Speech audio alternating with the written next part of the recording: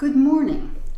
Here we are for our second lecture of week number 5 of this semester, and I hope that you all are doing fine. We're certainly in close contact on our discussion board, and I'm hearing from some of you about projects that you're interested in for the long term in this class. So I'm very pleased with your response and with from my point of view, how we're getting along here, not quite midway through the semester.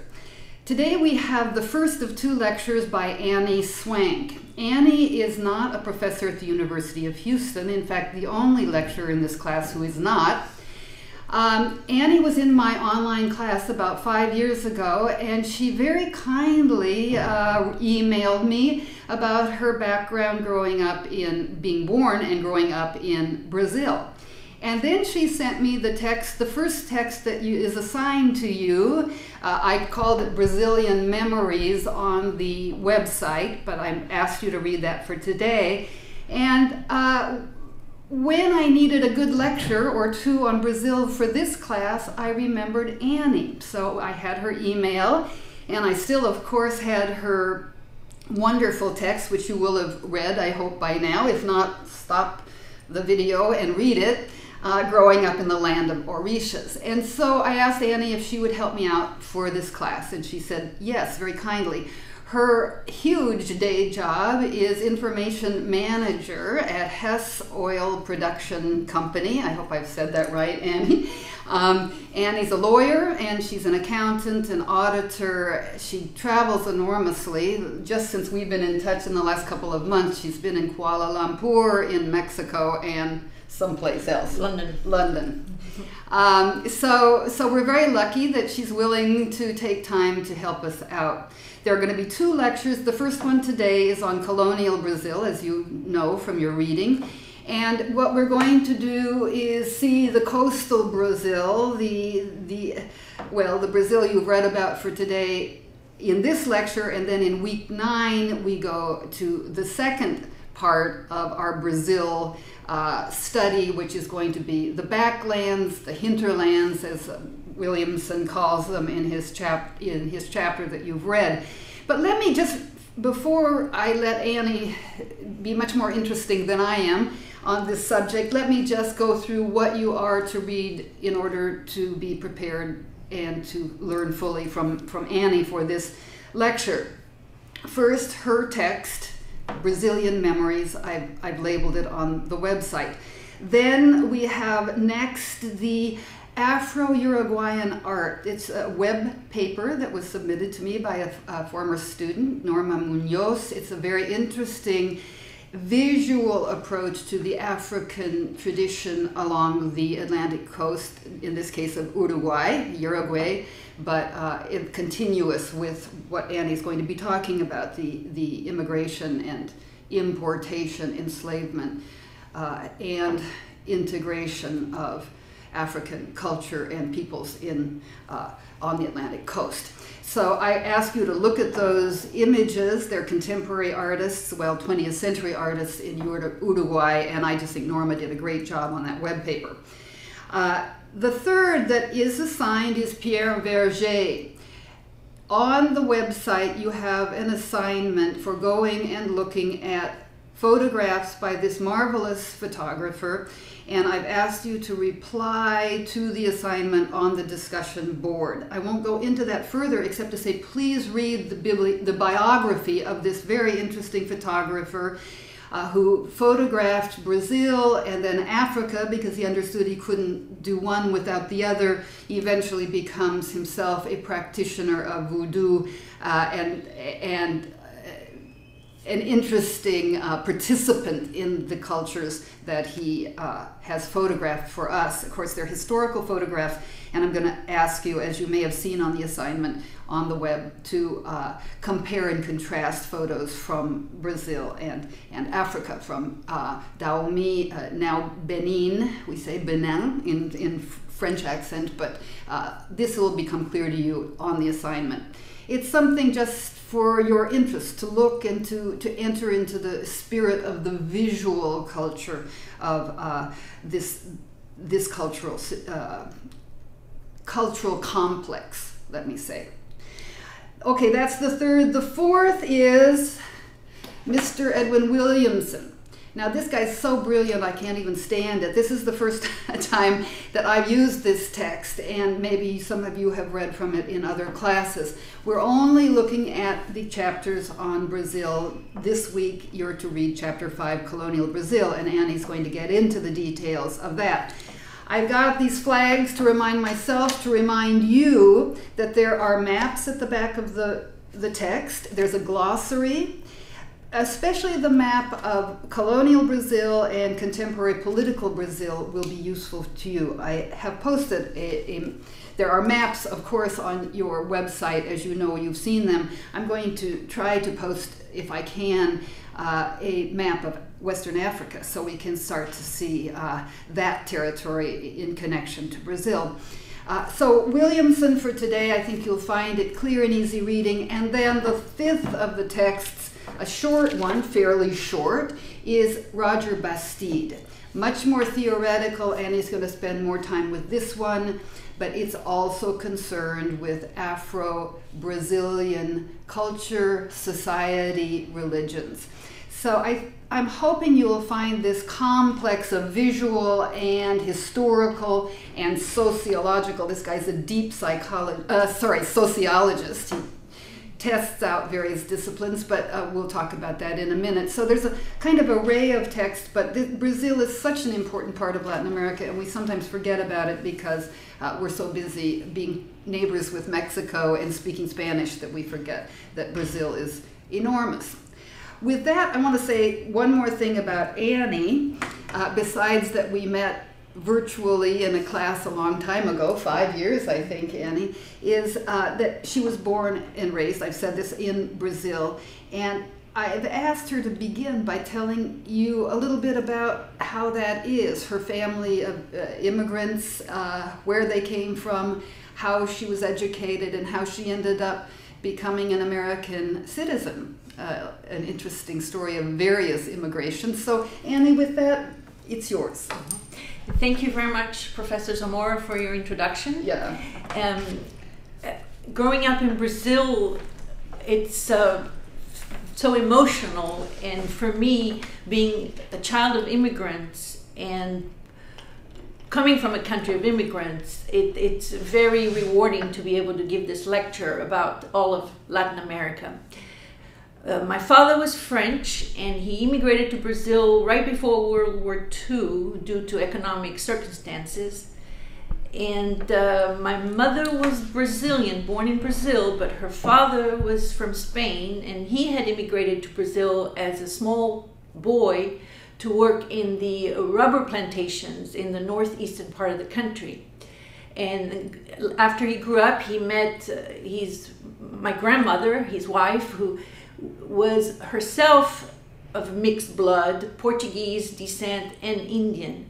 So I have French, Spanish, Portuguese blood, and South American Indian blood. So I feel that I am uniquely qualified to talk about the miscegenation and the culture of Brazil.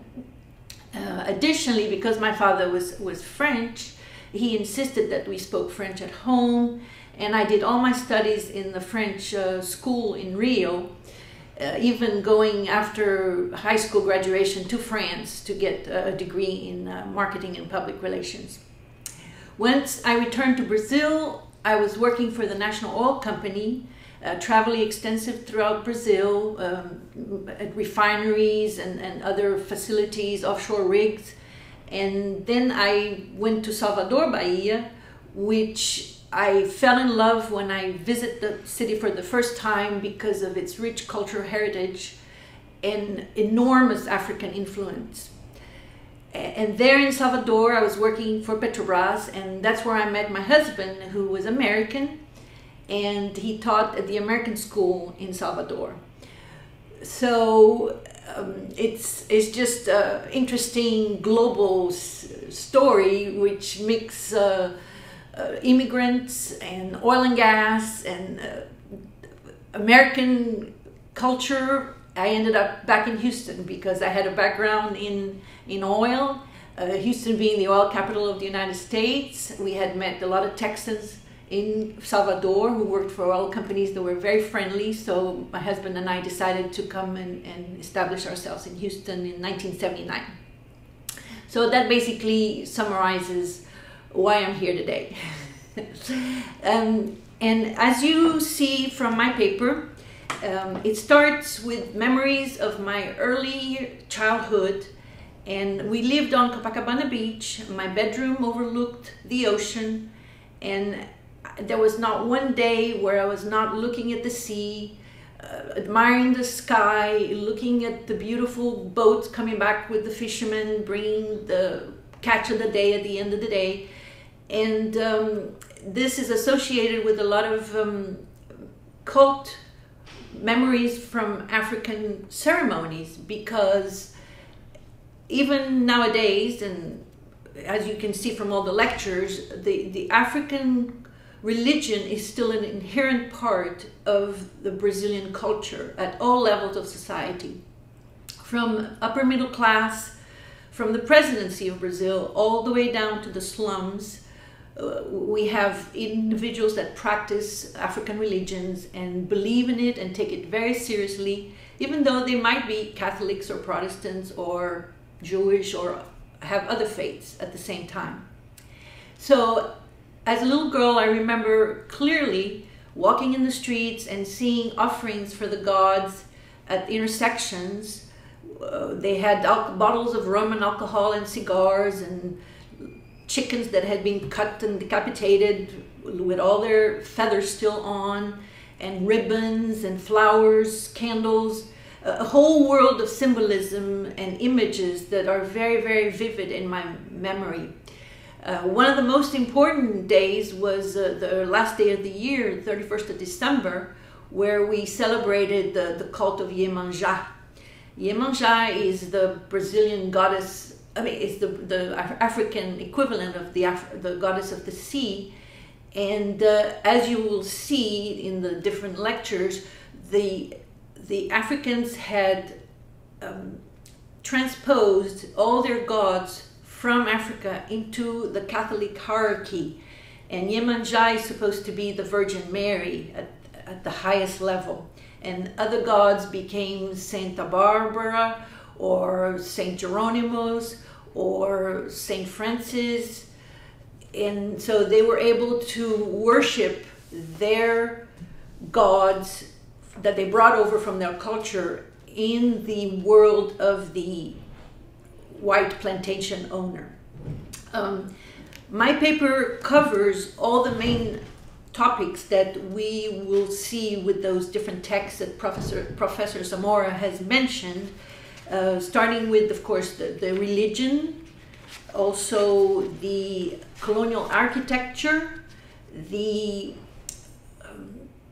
settlement of Brazil by the Portuguese, the economies of the sugar plantation, the slave trade that resulted because of this, and also the mining of the gold, who replaced the sugar economy towards the end of the 17th century. And the last thing that my paper also covers is the colonial architecture and the richness that was able to be spent on churches due to the richness of the plantation owners.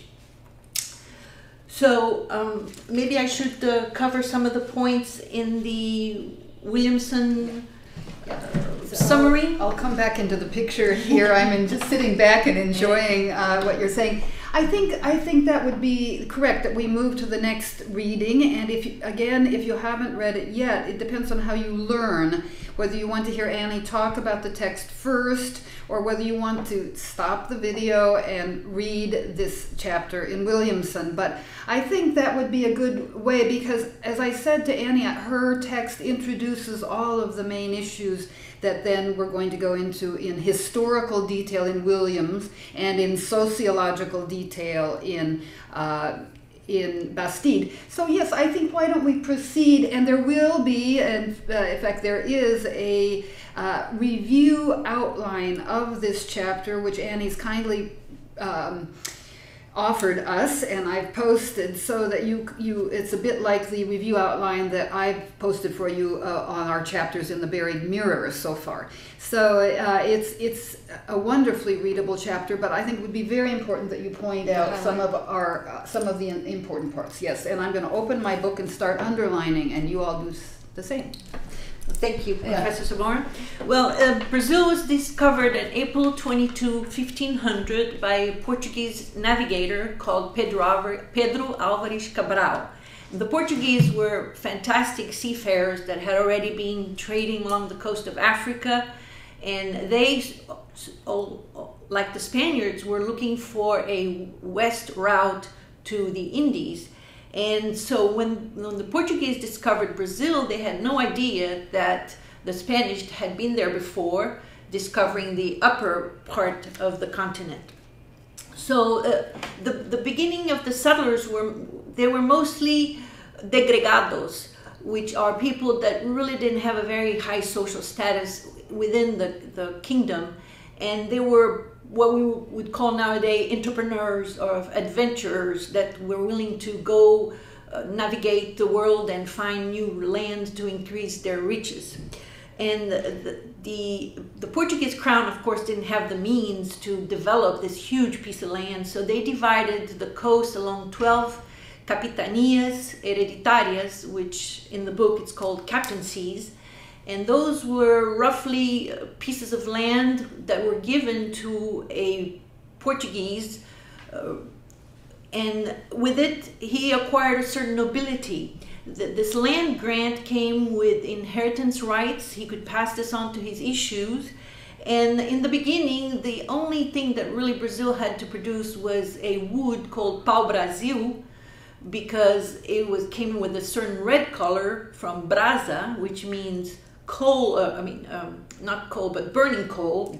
Brasa is burning coal, and because it had that red color of coal, this wood became synonym of Brazil. That's why Brazil is called Brazil, because of pau-brasil, which is reddish.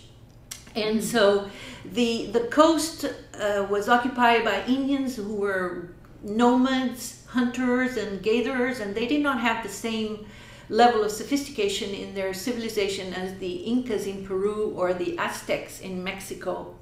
So right from the beginning, the Portuguese felt that they were very comfortable in just taking the land, colonizing the Indians, using them as slaves to start agriculture and whatever beginning of the trades that they were doing on the coast to commercialize the pau-brasil with Europe. At the same time that the Portuguese were there, other European powers such as the Netherlands and France were also occupying parts of Brazil coast, and the French expedition actually found Guanabara Bay and founded the early settlement of Rio de Janeiro, so-called because it was found in January, which is Janeiro in Portuguese, and the Bay of Guanabara being very, very vast, a very vast estuary, they thought it was a river. So Rio de Janeiro means River of January, which is when the city of Rio was found by the French settlers. So as the economy grew and as more and more settlers came from Portugal and other kingdoms of Europe, we have, of course, the question of slavery and manpower. How are we going to get the Indians, who were used to be nomads and relatively relaxed and more passive in their civilization, to accept the burden of working on the fields and obeying the Portuguese master? Because the Indians in Brazil did not have the level of sophistication in their sociological organization, it was very easy for the Portuguese to think that they were savages or barbarians, and therefore there was no conflict or issue in putting them into slavery and transforming them into good Christians that would be subservient to the Portuguese. This was a little bit different than in Spanish America, where, of course, we had a lot more warfare between the Peruvian Incas and the Spanish, as well as the Aztecs and the Spanish. So the evangelization was brought to Brazil by the Jesuits, and they tried to make the Indians adopt a sedentary lifestyle where they would become, they would be living in villages under the supervision and the tutelage of those Jesuit priests that would teach them alphabet and the Evangel and becoming Christians. And this was met with some conflict by the Portuguese settlers, who rather have them being in control of the Indians and allow them to continue working in more harsh and brutal conditions. What really brought all this to an apex was the fact that the Indians had never been exposed to diseases from the Europeans, such as cholera, smallpox, tuberculosis, and the devastation that those diseases brought to the Indian population was enormous. And it just aggravated the conflict between the church and the settlers, because their source of labor was decreasing. And so the rational solution was to import slaves from Africa, especially since the Portuguese had already been involved in the slave trade from a commercial point of view with the West Indies. And as in page 173 of the Williamson book, we have a good summary of the numbers of slaves that were brought in Brazil and the increase. It is estimated that in total we had over 3.5 million African slaves brought to Brazil by the Portuguese during the whole colonial period. And their importance in the culture of Brazil cannot be underscored. It was a major miscegenation, because we had mix between Indians and blacks, between blacks and whites, and between Indians and whites. So we have a very structured society, and also this is where it starts developing the concept of two Brazils. One Brazil along the coast, who is more civilized, more educated, more of a culture elite, with closer ties to Europe, not only Portugal, but also France and England, and the interior of Brazil, which is more of a wild land full of adventure and people that are willing to not follow the rules, that are not necessarily educated, but go there to increase their riches.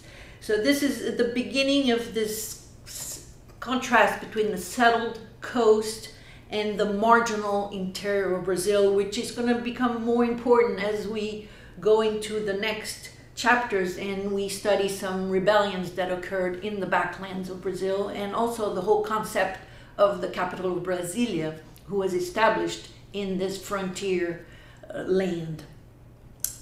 So the Portuguese that were on the coast that could not succeed because of social or financial issues started moving inside the land, and their spirit of adventure, they were looking for gold, they were looking for slaves, they were looking for Indian settlements, and they were the ones that increased the geographical boundaries of Brazil. They had the Treaty of Tordesillas had established a line where the continent was going to be separated between the Portuguese and the Spanish, but those Brazilian settlers extended the Brazilian territory all the way north into Amapá, all the way west into Amazonas, and all the way south into Uruguay and Paraguay, which it increased the realm of the Portuguese colonization significantly at the expense of the Spanish crown, which either was not fully aware of what was going on, or even if they were aware, they did not have the means because of the vastness of the geographical distances to enforce their territorial claims.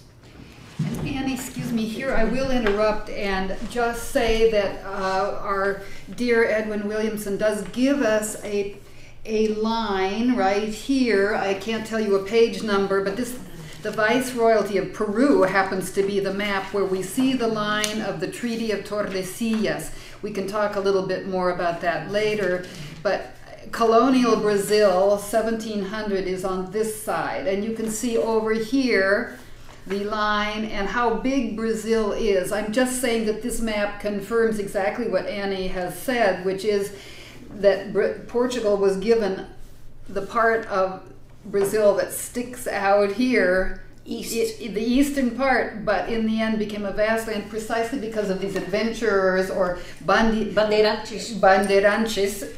My Portuguese is getting better and better. Bandeirantes, because bandeira means flag, and they used to go inside the sertão carrying flags of their different congregations. I see, thank you. I didn't know that either. This is wonderful. I didn't know about Rio de Janeiro, and I didn't know where Brazil comes from. I'm learning all sorts of things. Excuse me, I just couldn't resist interrupting.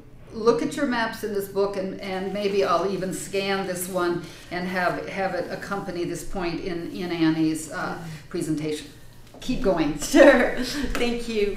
So just to summarize this Bandeirantes movement, which again, because there were people that were extremely adventurous and risk takers and were engaging inside the areas of Brazil that were wild at the time, had not been colonized by the Portuguese. In reality, it continued to perpetuate this myth / reality of two lands, the civilized coast and the frontier or inside of Brazil where there were no rules, and it's a free-ranging environment for Indian fighters, bandits, runaway slaves, and desperados. And so the order came from arbitrary rule and not from the crown. And this is still very much in Brazil still nowadays, where the interior has its own culture, much like the Wild West in America. Mm-hmm.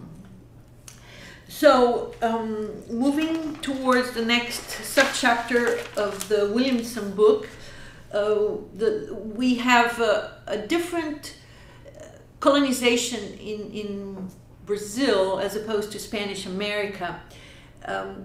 The Spanish crown sent representatives of the crown to the area which is now Mexico and the area which is Peru and also Colombia, that were full-fledged representatives of the crown that had to enforce the rules of the realm. And they created those viceroyalties where they had a lot of power in themselves also. In Brazil, it was a little bit different. Brazil became simply an extension of Portugal. And the crown was much less interventionist in Portugal as opposed to Spanish America. And they allowed a lot more the Brazilian settlers to just create their own rules and did not have the structural I'm trying to find my word.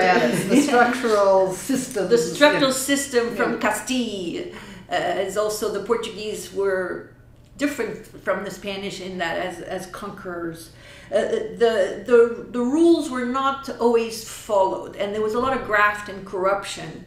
And because of the size of the interior and the lack of Indian development, as in Mexico and Peru, it was a lot more opportunities for the man to make its own rules. So it was very uncohesive environment, and what brought cohesiveness to this was the church.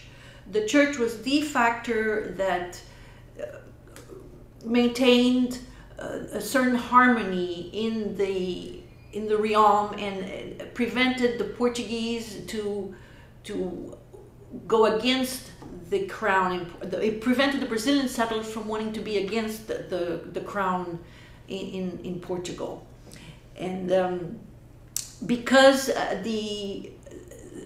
it was becoming unmanageable to have all those 12 captaincies, the economic capital had first become Salvador because of the sugar plantations and the wealth of the Engenho economy. And as gold was discovered in Minas Gerais and the center of the economic development moved southwards, Rio de Janeiro became the second capital of Brazil in 1763. Well, this leads us into the economy of Brazil and the different economic cycles that occurred. In the beginning, when the first Portuguese arrived, the only thing they were able to trade was pau-brasil, which they exchanged. They gave trinkets and other goods for the Indians, and they obtained the pau-brasil and they shipped this to Portugal. Later on, the sugar plantations became the number one economic source of revenue. The climate was good, humid, warm, with lots of rain along the coast. The soil was fertile, and sugar fields were plentiful. Because the Indians, as we saw before, were not able to work in the harshness of the Engenho, African slaves were brought in, and the Engenho, which is the name for the sugarcane plantation, it became the center of this patriarchal lifestyle. It usually was a very large estate with sugarcane fields. It also had cattle, and it had factories that would cut the cane and boil the cane and grind the sugar cane to obtain the syrup. And after it was cooked over a long time over open fire, then it would produce a molasses type liquid that was then distilled and refined. So they had all kinds of byproducts coming from the sugar cane. And this big estate also had the big house, which we call Casa Grande, which is where the white owner and his family and the slaves that attended to them lived. And it had the senzala, which was the place where the slave quarters were.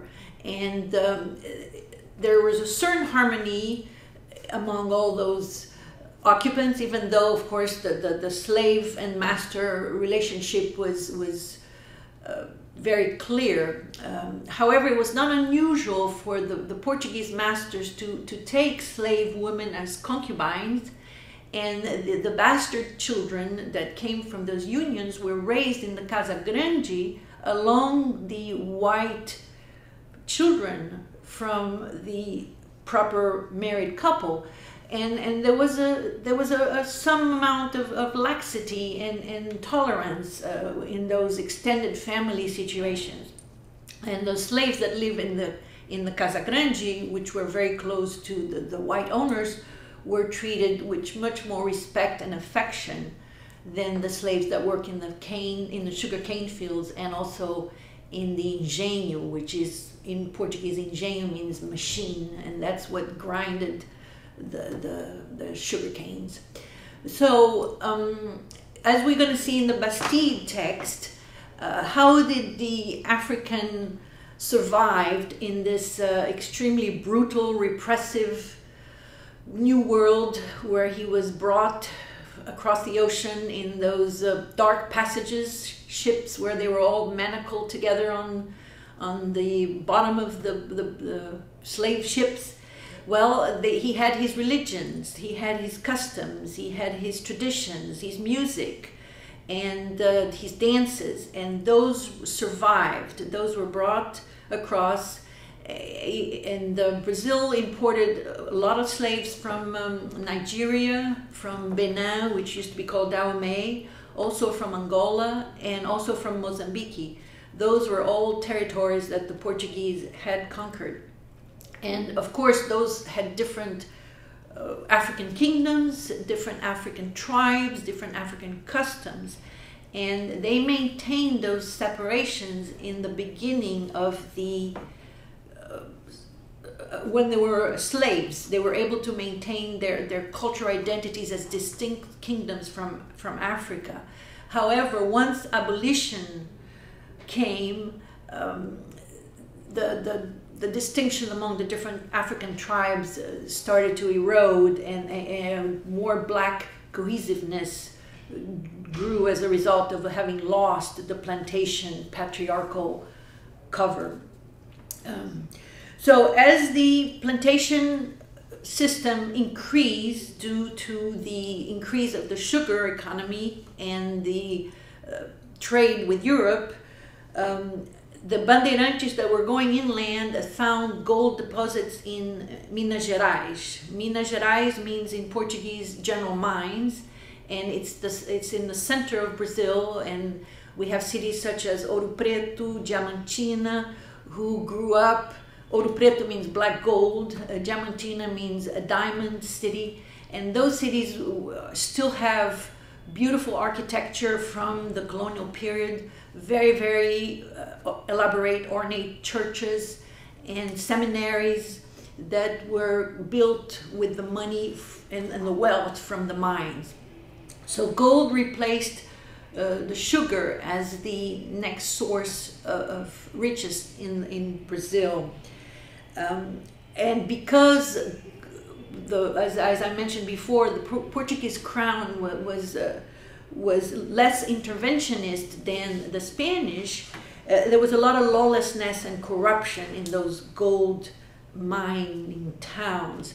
In order to extract the silver, the Spaniards had to import mercury, and so they were able to establish a correlation between the amount of mercury necessary and the silver that was produced, and thus they were able to tax the Spanish Americans accordingly. Well, there was no such need for mercury in the gold mines, therefore it was much more difficult for the Portuguese crown to know how much gold was being produced, and taxing the Portuguese exploiters that were digging for gold was impossible. And they also had a lot of contraband, and they brought African slaves to do the mining. Most of the mining was done by shifting for gold along bed rivers, and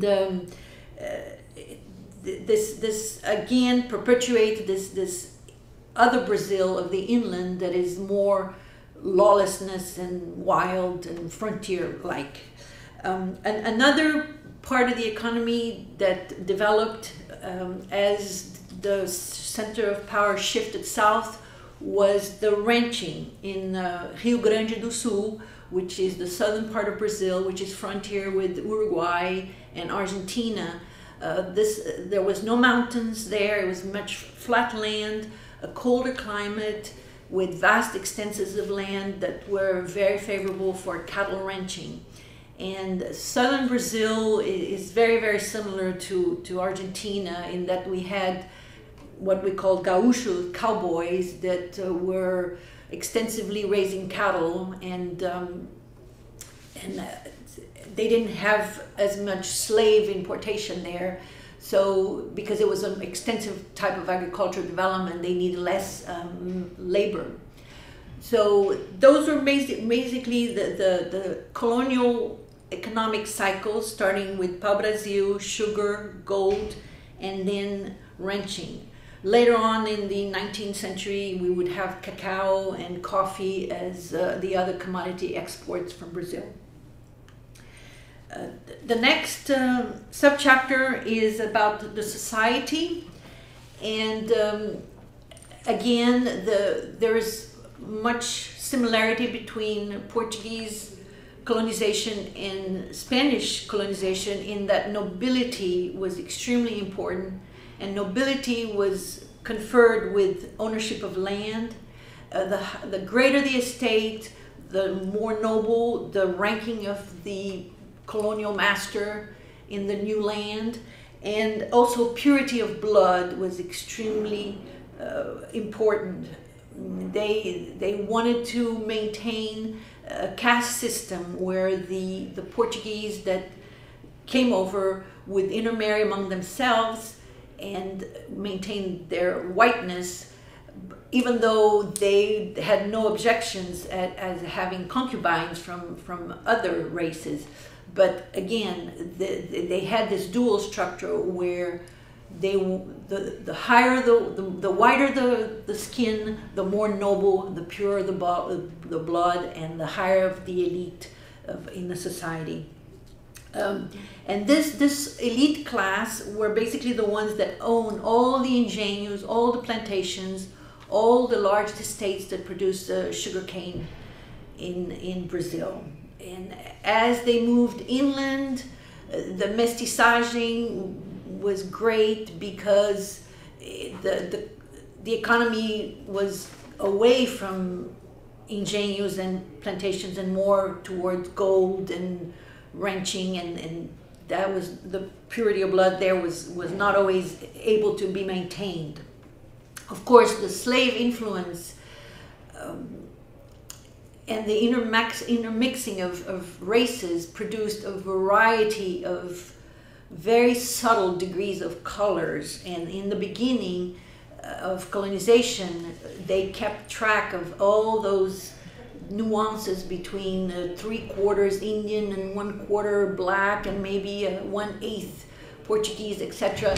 But as the population grew more and more, it became impossible to keep track of this. And nowadays in Brazil, in your birth certificate, they don't even ask for your color. You're just a Brazilian citizen. It's so mixed that it's not an issue. There's still the image, of course, that if you are successful, if you're wealthy, even if you're black, you're treated as a white person. So the racial issue in Brazil is not so much skin color, is an economic issue. If you're poor, it doesn't matter if you're white or black or mixed, you're treated lower on the social ladder. But if you are successful, it does not matter if you are white or black or mestizo, you are considered at the top of the social ladder. Also, at the same time, before abolition, a lot of slaves rejected the harsh rule of the plantation, and they fled into the countryside as runaway slaves, and they created what we call in Portuguese quilombo, which were associations of runaway slaves that were self-sufficient. They planted their own agriculture to survive. They had their own system of organization socially. And the Quilombo de Palmares was a very important quilombo that in Pernambuco, in the northeastern part of Brazil, that was able to stay operating independently for several years. Somehow either the crown was not too interested in pursuing them, or didn't have the desire to have a war, and those independent quilombos were allowed to exist for a while. Annie, spell that word for us. Quilombo? Quilombo. Thank you. And Palmares is Palmares in Pernambuco.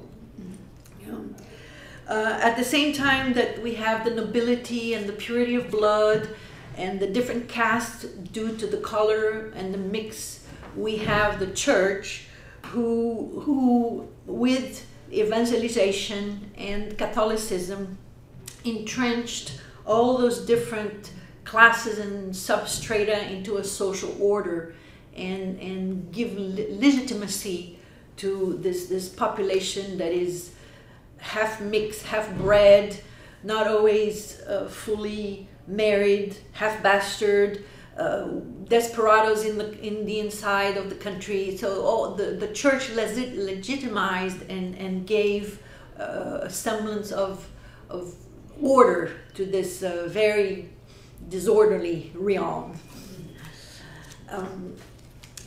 So I think this takes us to the end of the Williamson chapter. The last part is about, I'm sorry, on page 190, he mentions the quilombos. Thank you. Or the Mocambos is right here in the middle, Right, on thank the you. second paragraph. Right. And the last part, we have one page about the culture. And this is a big distinction between colonial Brazil and colonial Spain. There were universities founded in Lima, in Mexico City. There was no universities founded in Brazil at all during the colonial period. The Jesuits just were creating schools for the Indians, but the Brazilian elite or Portuguese elite in Brazil would go back to Portugal for education, and they did not have a rich intellectual literary class and musical art as compared to Spanish America, which this is extensively explained in the previous chapters of the Williamson book when he covers the culture of Spanish America. So, how we're doing on time, Professor Zamora? I think you still have about 20 minutes, 25. Yeah. Should we cover the pictures of Verger on a broad perspective? You know, I think we'd be wise to go on ahead to the Bastide, if Okay. you don't mind, because the issues are so continuous. Okay. So let's do that for now. Okay. Roger Bastide is a French sociologist with a strong Marxist lean, and he lived in Brazil for a long time. He lived in Sao Paulo. He traveled extensively throughout Brazil.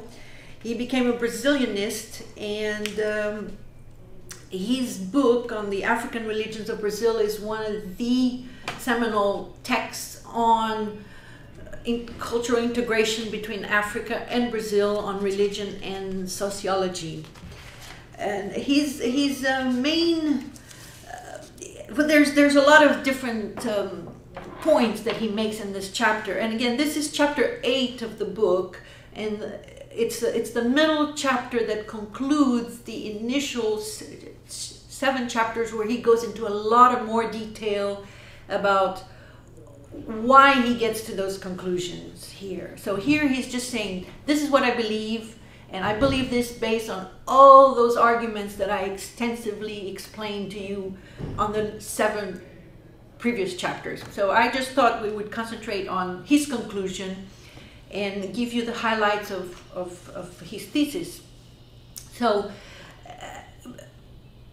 his whole point is that the blacks in Brazil had to have an active position of cultural resistance. That was the only way they could survive in this new environment where they had been brought by force by the white settlers.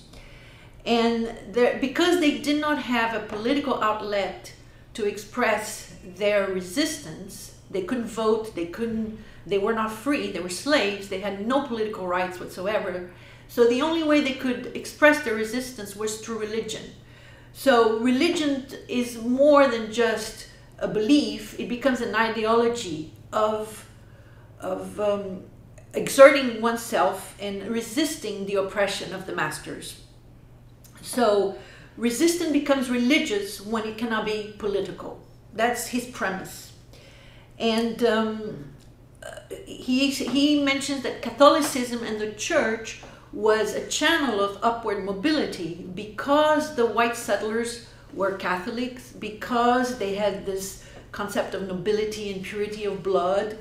The only way a slave or black African could increase his social status in the community was by converting to Catholicism. At the same time, the church and religion increased the control over the slaves. It was almost like a loop, a feeding loop over itself. And so the African, in order to find his place in this society where he has no political rights, adopts the religion of the white man. At the same time, the religion reinforces his position in the cultural strata, and that's his way of showing his revolt, his resistance.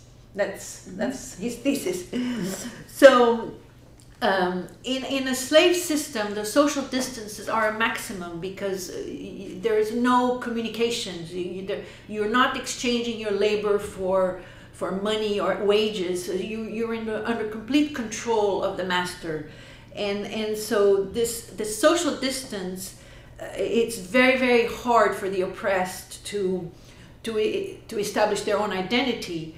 So how can the African keep his identity without being completely alienated? And remember, we're looking at all this in a Marxist perspective.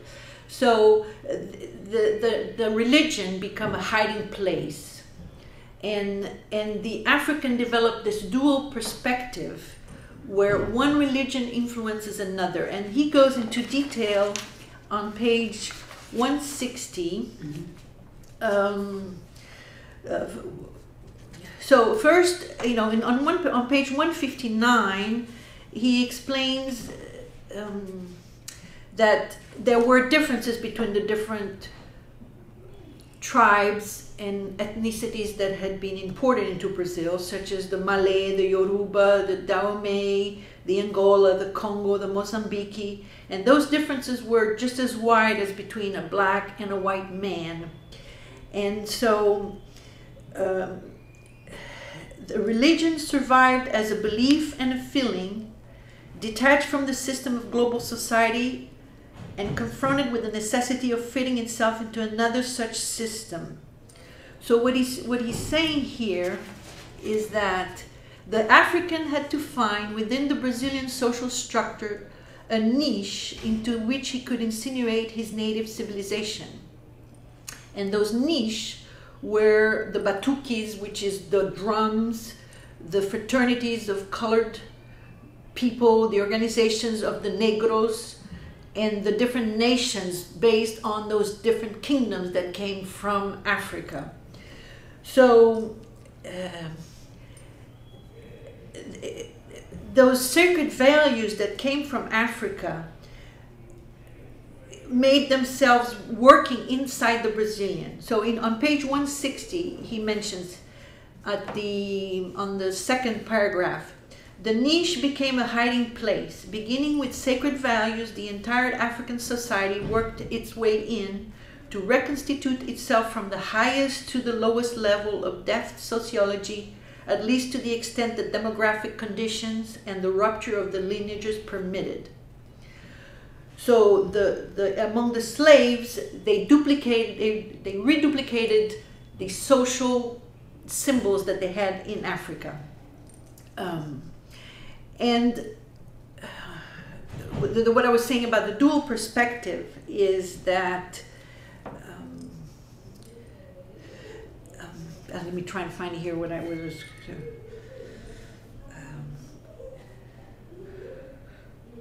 Well, the Catholicism created a supreme God that the Africans could relate to their supreme God in their myths and cultures back home.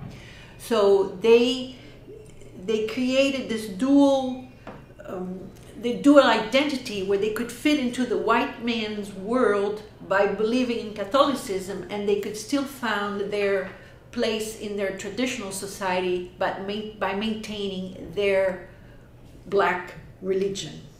So on the bottom of Annie, here I will, if you don't mind, interrupt. I'm getting lost here. No, it's very interesting because I've marked up pages 159, 160, 161 all over the place, and I'm sure you will have by now, or will as you're holding it in your hands as we're talking.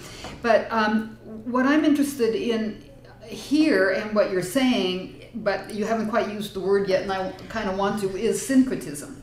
It's again and again and again that Bastide uses words which are either syncretism. He starts using it at the bottom paragraph, about 10 lines up on page 161. But before this, he's used the word transculturation. On the first page of his essay, he's used interpenetration, transplantation, transformation. This idea of the contact of cultures and what happens when they're in contact. And that's where I wanted to interrupt, because you're saying the dual system exists, but it's Garcia Marquez says it beautifully in his wonderful novel Of Love and Other Demons. I don't know if you've read it, about the Caribbean coast of Colombia, which is 98% African. One of his characters, Dominga de Aviento, says, well, what I don't find in my own religion, I find in yours. And so there's that dual system. It's not a competing, it's not either or, it's both and. So this word syncretism, if you'll circle it, when you are reading, we could count lines, but it's 162, top of 162, top of 163. That's SYNCRETISM. We've seen it. We've seen Carlos Fuentes celebrate it in the Buried Mirror. This is a very different kind of syncretism, and that's where Bastide is so useful. So excuse me, I just wanted to underline that word for you, and that whole incredibly complicated process of social and cultural and racial mixing. Yes, and he mentioned the word coagulate also. If I may read an extract. Please, just tell exactly where we're reading from so people can get their texts. On page 163, in the middle of the second paragraph, it's his main thesis, and he says, the thesis that I believe is finally beginning to emerge from the lengthy first part of this study is that if features of the African civilization were transmitted to the Portuguese class, it was because the slaves were hierarchized as field hands, artisan slaves, and house servants, and because the last of these, the house servants, were intimate contact with their masters. So in other words, the process of transmission must be examined within the structure of the patriarchal Brazilian family. Mm-hmm. So that word transmission here, there's a lot of transes going on and so forth. The Portuguese civilization was transmitted to the Africans, and the Africans transmitted their civilization to the Portuguese. It was and he says, this is because those two classes were never rigid, impenetrable, double-barred castes, and because Brazilian society always contained built-in channels for upward social movement. Assimilation of the black into the white value structure was the way for the mobility.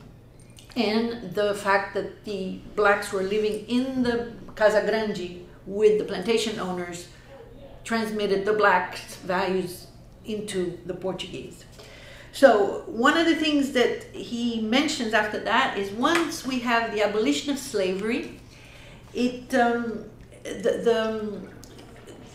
whole social structure came apart, because the abolition destroyed the patriarchal family protection that the slaves were accustomed to, and it increased the process of distanciation. And by this he means as long as the Africans were living in the same household with the Portuguese, they felt a certain affinity through the social proximity. Once abolition came, and of course as soon as the slaves were freed, they moved to the cities. Well, they had no skills to survive in an urban environment except maybe as maids or servants, which mostly the females were able to do. So the male ex-black slaves that moved to the city found themselves living in slums or in conditions just as harsh as they had been living in the plantations, without the protection, of course, paternalistic protection of the white master. So this process of social distanciation and abandonment created a vacuum that allowed the African religion to re-emerge as a center of integration for those displaced slaves. And that's how he explains that African religions are still so strong culturally in Brazil nowadays, because the patriarchal colonial plantation system was replaced in the mind of the African by the Babalorisha, which is the priest, the head of the candomblé.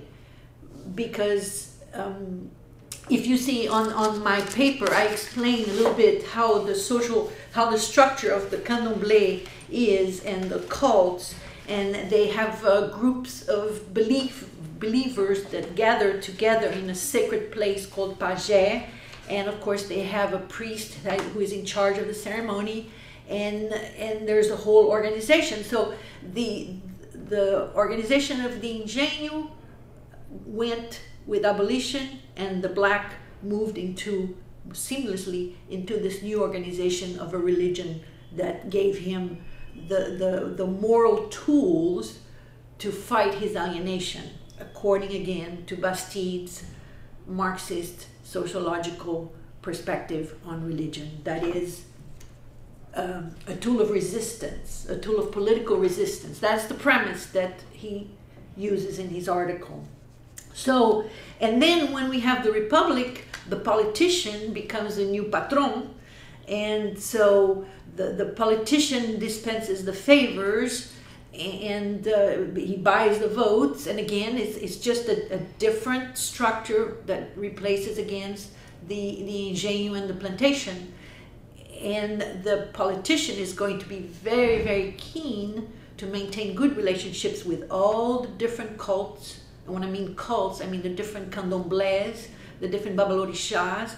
That's why politics and African religion is still mixed in Brazil, because it's a natural continuation of that social structure that gave the ex-slave his tools to survive.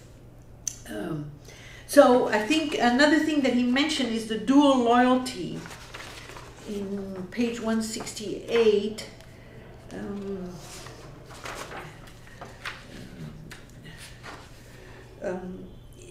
Yes, at the bottom of page 168, the third paragraph, in the middle of the page, he says, while abolition destroyed the community spirit of the black class, it increased its contacts with the white world, although these contacts remain informal and cultural rather than social in nature. And at the bottom he says, the black escaped the law of marginalism by erecting an almost impassable barrier between his two conflict inner worlds, which allowed him to maintain a dual loyalty to often contradictory values. Yeah, how come you can have beliefs in Catholicism and beliefs in candomblé, which cannot be reconciled? How can you have those two beliefs inside a person and accept those without problem? Is because the black has remained faithful to the America of his fathers by living in two cultures at once without clashing, interfering, or mixing with each other within him in any way. So this is a compartmentalization. It's not painful, and it does not represent self-laceration or mutilation. At the bottom of page 169, he says, this is the most economical solution to the problem of the pacific coexistence of two worlds within a single personality. And the candomblé was able to resist any attack from the white society and live to this day because of this compartmentalization within the individual. And it's a success. And that's his conclusion. At the end of page 170, he says, candomblé and other types of African religion have resisted all structural upheavals and have always found a way to adapt to new living conditions and new social frameworks. And in the remaining of the book, then he goes to great lengths to explain each god, how the Africans chose a specific saint to match to a specific spirit in their mythology, and that's the remaining of the book. Mm-hmm. So I probably left some. I highlighted a lot of different parts in this. So it's very rich. So did I. We should compare how you have yellow and I have lots of different colors of pen. But the thing that I found so interesting, I found this very rich, this text. I love the way the guy writes. I don't know whether you will agree with me, but in the very first paragraph, may I read one of my favorite sentences? See if I can start. He's speaking of the African in Brazil, and it's just the second sentence of the first paragraph of this chapter, and I think it's very beautiful. He develops this, of course, as he goes along, but he's giving us a very abstract notion at the outset of what becomes then a deep sociological study. But to me, this is quite poetic. As his lineages, his being the African slave, as his lineages, clans, village communities, or kingdoms were destroyed, the African clung more and more tenaciously to what remained to him of his native country, to the one treasure that he had been able to bring with him, his myths and his gods. They lived on in his mind as mnemonic images, mnemonic memories, subject to the vagaries of memory, the comings and goings, what you remember at a moment or another, these myths and these gods. But they were also inscribed in his body in the form of motor responses, dance steps, or ritual movements, instantly aroused by the dull throbbing of drums. This is, we might say in a kind of post-colonial, postmodernist sense, that this is essentializing of the African, the body and the rhythms and so forth. But I think this study so far transcends any such critique, because it goes on to show how this works in Brazilian culture. So I loved the essay. Thank you for assigning it, because I wasn't at all a student of Roger Bastide's. What I now need to do is assign myself the rest of the book. But I think that maybe we've given our students enough of a kind of handle to hang on, and I'm very glad that you've stressed the Marxist sociological disciplinary perspective. He says, well, if you think of it psychologically, if you think of it psychoanalytically, but then he uses a term, I think it's on 170, 169, called depth sociology. It's 160, sorry, the 3 or 4 lines down in the second paragraph of page 160, that phrase depth sociology, which I found to be a description of his own, really his own practice. Depths, like when you start to speak of mind and body and what he brings with him, the treasures of his myths and his gods. Maybe part of the reason why this resonates for me, and maybe it will for you too, is that I love Octavio Paz, as you know, who writes about civilization in Mexico. We started with his essay, and he gives us a nice long list of what he considers to be civilization. How you eat, how you make love, how you die, that is, the practices surrounding death. There's something very depth sociological about Paz, Octavio Paz, and here I find a resonance. So thank you for assigning that. Now, tell me, do you want to speak a bit about the Pierre Verger assignment, yes, or shall we just write it up? Well, I can just briefly mention it. Briefly mention it. Excellent. Do so. The last assignment on this lecture is a website by Pierre Verger. Pierre Verger was a French photographer, and there's an extensive biography of his life and what he achieved. He traveled around the world taking pictures. He started in Brazil, and we are going to have in the syllabus specific instructions on how to find pictures about colonial architecture in Brazil, about African ceremonies, and about African dances such as capoeira, which has become extremely popular nowadays all over the world as a form of gymnastics, but it really comes from Africa with the slaves that came to Brazil, as it was originally a form of fighting. And because the Portuguese didn't want them to fight, it becomes a ballet. They transformed the fight into a ballet, very, very beautiful, with a lot of skills. They stand on their hands with their feet up. It's fantastic. Of course, you have to be in shape to do this, and it's accompanied by berimbau, which are African instruments. And you have now capoeira academies in London, in Paris, in Houston, all over the world. And doctoral dissertations on the subject too. I know So there are several pictures about capoeira in Salvador by Pierre Verger that will mention the specific images. And to contrast with Salvador, there are a lot of pictures about Benin. Benin in French is the name of the country that used to be the Kingdom of Dahomey, which it's a country between Nigeria and Togo on the West African part. And a lot of slaves came from Benin, and we have pictures here of several ceremonies, Nago, Sobaji, Egun, Shango. And those are terms that we still hear in Brazil when we go to those candomblés. And you will see on the pictures that there's a lot of similarities. The dress, the movement, unfortunately there's no music, but you can imagine the drums beating and the singing that goes along with that.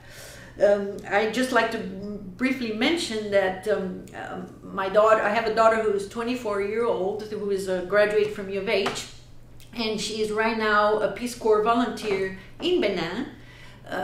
She is in the city of Natitingu, which is the northwest part of Benin, up in the plateaus, and she is working for an NGO who works with education and tries to integrate business with education.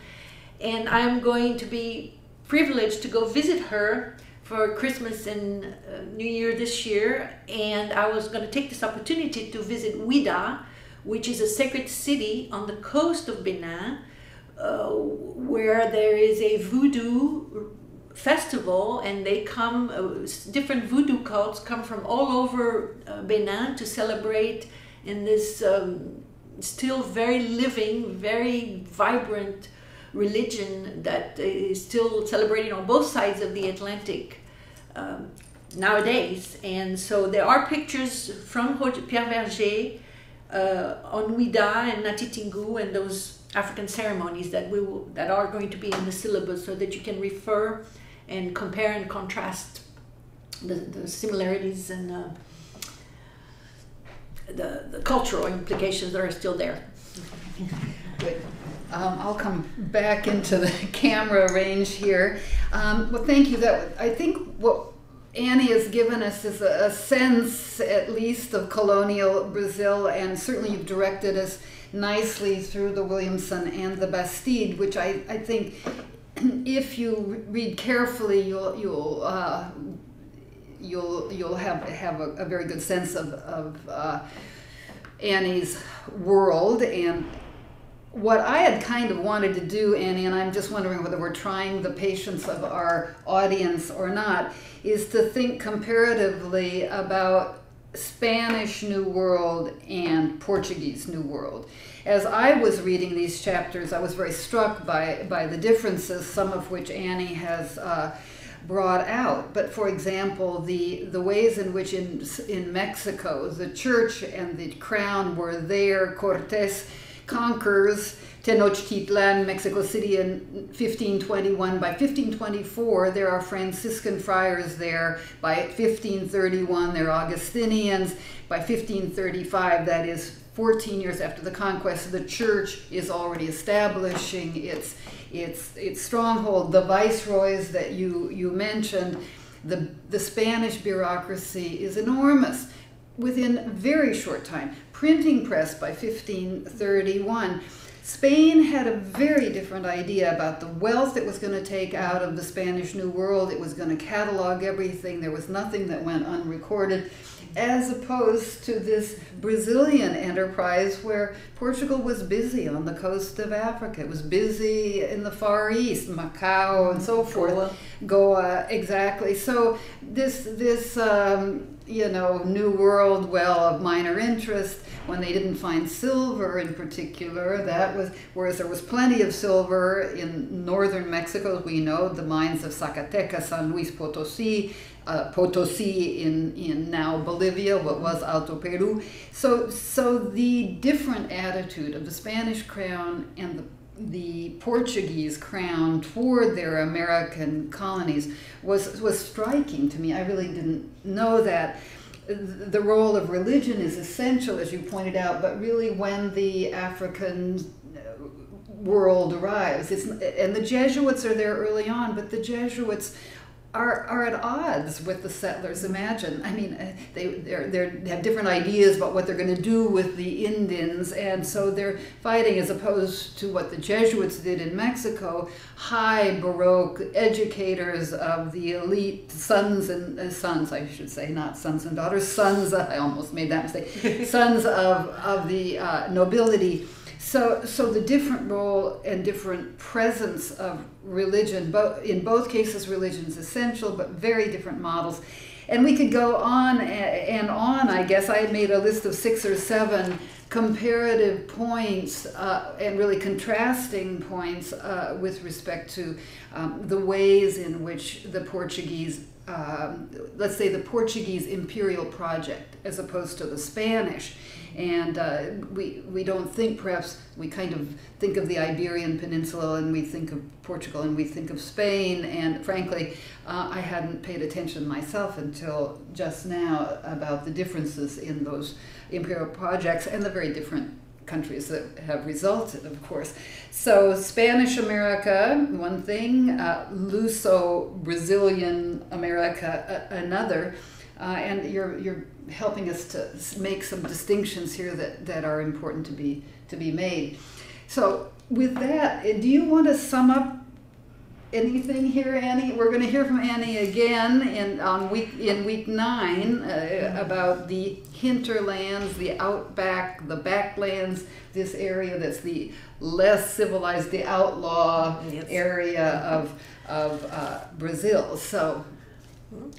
Okay. That's fine. I don't have much to add, except if I start talking, I think I'm going to go again for a long time. Yes, we have to stop. Thank you so much, Annie. Thank you very much. Really appreciate it.